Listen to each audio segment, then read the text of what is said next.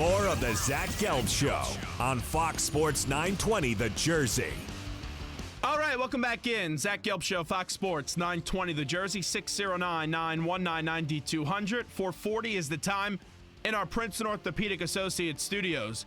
Tomorrow I will be at the Great American Pub in Conshohocken for a tremendous event, the inaugural Coaches vs. Cancer High School Coaching Legends Dinner. And a big reason why I'm going there is to first raise awareness for a great cause, but also to support a man that is very close to me, and that is the head coach at Abington Friends in his 38th year at Abington Friends, and that is Steve Chadwin, the high school coach who will be honored tomorrow along with an abundance of other great high school coaches. And we're going to put Chad on for a few seconds right now. Coach, we appreciate it.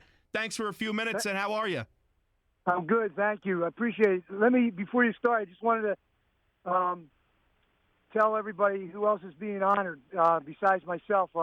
Dan Doherty from Episcopal Academy, who's retired, Jim Fennery, Germantown Academy, Tony Chapman, Holy Ghost Prep, and Speedy Morris from St. Joe's Prep.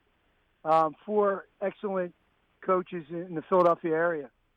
Chad, that's what I always love about you, is you're so humbled, and I know you don't want to hear this, but really, you come right on the show and you start talking about the other guys and not yourself. But first off, and I know the other coaches are tremendous as well, but just tell me a little bit for you what it means to be honored in this inaugural dinner, and just for you personally to be honored at this banquet tomorrow night. Well, just to be honored and recognized by anybody, it's pretty cool. But especially with the Coaches vs. Cancer Association, being a cancer survivor myself, I'm going on like 9 years. It's been, just they can more or less raise money for this event for cancer is very special to myself. And, anything that I can do to help out, I'm there for them. And that's what you've always been about, and everyone's seen it at Abington Friends and then also Pine Forest Camp. You're always the first one to lend a helping hand. Just take me back on your journey a little bit and tell me how you fell in love with not only basketball but also teaching and impacting so many people's lives. Well, I basically knew what I wanted to do when I was about 16. I was at a summer camp, and I became friends with the legendary coach from University of Penn many years ago, Jack McCluskey, and I just wanted to be like him. He's a college coach at Penn.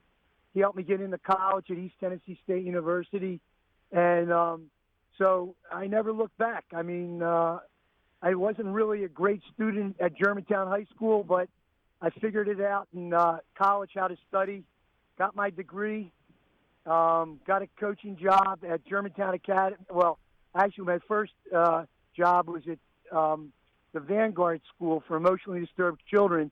I actually worked with Ted Dean, who scored the last touchdown for the 1960 championship Eagles. I bet you didn't know that. And, I didn't, see. You teach me something new every day. And then I became actually a trainer at Germantown Academy, and I didn't really want to be a trainer, but I knew I had to get my foot in the door at that great school. And I did athletic training, and then I became a freshman basketball coach, then a JV coach. And then Abington Friends was kind enough to, give me a job, and the rest is history. I've been there about 38 years, and it's been a great marriage. Seeing the way that you work and being able to learn from you as a former camper at Pine Forest and then eventually as a coworker, you really do make learning and teaching fundamentals fun. And you have a special way of communicating and understanding your audience while building a level of trust. Just take me a little bit more on your teaching philosophy, not only in the classroom but also outside the classroom. Well, you basically have to make relationships with whoever you're teaching. They have to feel that you care. And one of the things I think I do pretty well is I care about everybody that I come in contact with. And then it becomes easy. They open up, and they're easy to teach and coach. I consider myself, Zach, a teacher coach. I teach the game of basketball. When it's all said and done, it's about the memories and it's about the relationships. And with some of those memories, just take me through a little bit of them and some of your prouder moments that, coaching and teaching has really provided you. Well, anytime I get a new team, each year is so great. I mean, I got a new.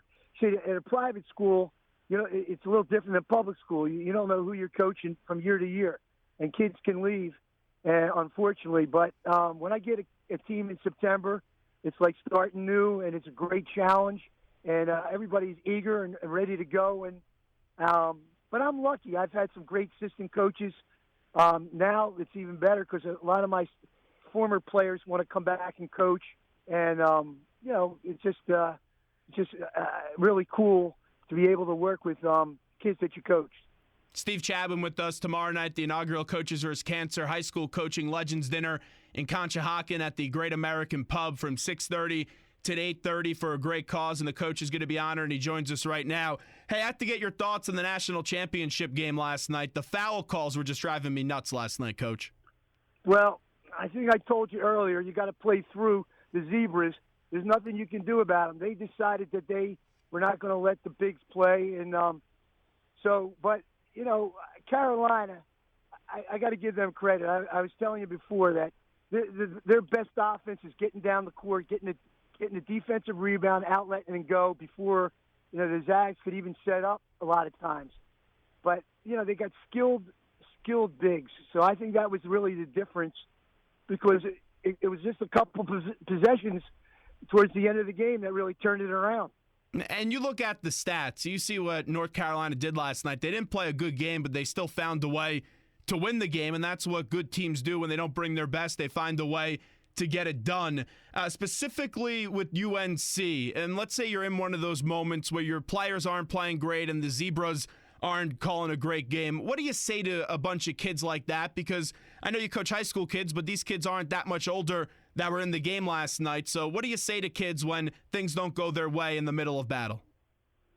Well, you basically say, look, as a coach, we have to take responsibility for handling the officials.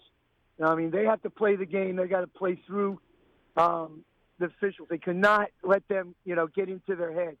And sometimes it works, sometimes it doesn't. It's trial and error. And if they don't do that, then you just go to the bench and sub. Hey, Roy Williams, though, he really has the pulse of his team. And what he was able to do last night, especially responding from that adversity of the year ago, losing into the national championship game when Jenkins hit the shot at the buzzer. 816 wins, 3 national championships. Just as a coach, how do you view Roy Williams? Well, he's a great communicator, and he relates well to his team. Look, the bottom line is this. Most coaches know the X's and O's, okay? It's how you communicate and get your team to play, off the court as much as on the court. And the best coaches really relate well to their kids. They're tough on them, but at the end they respect them. Coach Dunphy, I really admire, always said, I heard him say it 100 times, it's not the X's and O's, it's the Jimmies and the Joes. Did you ever think about getting into college coaching, by the way? Not really. I just like working with young kids, trying to get them. I mean, they're, going through high school, there's so much stuff going on, trying to sort out their lives, helping them, being there, for any type of situation. And basketball's the hook, Zach. It's basically, talking to these kids, letting them know you're there for them on and off the court. Now, on the other side, let's just get back to the game from last night. Mark Few, another tremendous coach, has been at Gonzaga for a very long time, and he's always had to fight through the perception that his school doesn't belong with the elites of college basketball, so it was fun to see him go on this run. But last night, you see the class that he has. I thought he handled himself greatly after the game, not really going after the officials and, really being there for his players. I thought he did a great job this tournament. Oh, yeah. Look, just because he plays out where he plays, and nobody really sees him play because they play their games late at night, and his schedule maybe is not Big East or SEC or ACC. You still got to lace them up and play, man. They got to come after you, especially with the reputation the Zags have. So it's not easy. I think they're a quality team. I think they're just going to build on what they did this year. I know you talked a little bit before we let you run about just really the connection that you have with your players. for you, since you've seen so many classes come through Abington Friends and you have still connections with players that now coach with you, like you were saying, that journey as a coach, when you see a kid come in at a freshman and then eventually graduate as a senior, just for you, how rewarding is that experience just to see that the way kids grow and really just grow up in such a concise time period? Well, that's important. At our school, Abington Friends, we're a college preparatory school, very strong academically. And to see kids come in as a freshman, sometimes we don't get them as a freshman, we get them as a sophomore.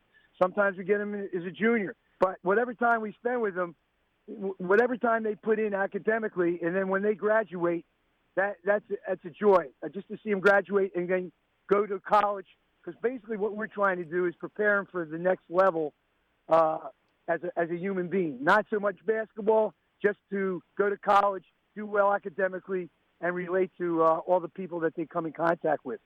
Well, Chad, I'll see you tomorrow night, and I'm sure I'll be saying some stuff in the crowd, a little yo, when Steve Chadwin gets on up to the podium to deliver a great speech tomorrow. We'll see you tomorrow, right? Yeah, well. Yeah, don't go yet. Listen, okay, go ahead. To all your callers, all the people that listen to Zach Gelb, please get on the horn and call this dude, because he has a plethora of knowledge. There we go. I'm telling you. I want a sports talk show. You are a great promoter. It's like I'm a boxer. You're my promoter, see? I love you. Take care. Thanks for letting me be a part of your show. Thanks so much. There's Steve Chadwin joining us on the Zach Gelb Show. Fox Sports 920, the Jersey. Oh, that was great. But tomorrow, getting back to the series stuff, inaugural Coaches vs. Cancer High School Coaching Legends Dinner. One more time, it's at the Great American Pub in Conshohocken, 6:30 to 8:30. Tickets are sold out, but just go on the internet, Google it, and you could make a nice donation for a tremendous cause in Coaches vs. Cancer. And it's cool to see how in really all of Philadelphia that Coaches vs. Cancer and even around the nation really does resonate with people, because everyone has been touched by the unfortunate disease of cancer, and we all know the horrors that cancer can cause. And when you see someone fight through it and beat it, those are the toughest people in this world. And tomorrow night, Steve Chadwin, definitely someone that deserves to be honored. And he's such a selfless person and a tremendous man that I've learned a lot from. And you hear him, he comes right on the show, and it's not about him. It's about the other coaches and all of that. But he definitely will enjoy that moment tomorrow. And it's going to be a special one, just knowing how many people's lives that he's touched, whether it's been at Abington Friends or the long, and I mean long, work that he has done at Pine Forest Camp. That is someone that, as knowing him for, it's got to be, I've known him for 15, 16 years out of my 22 years of living. Definitely someone that you look up to and that you do admire.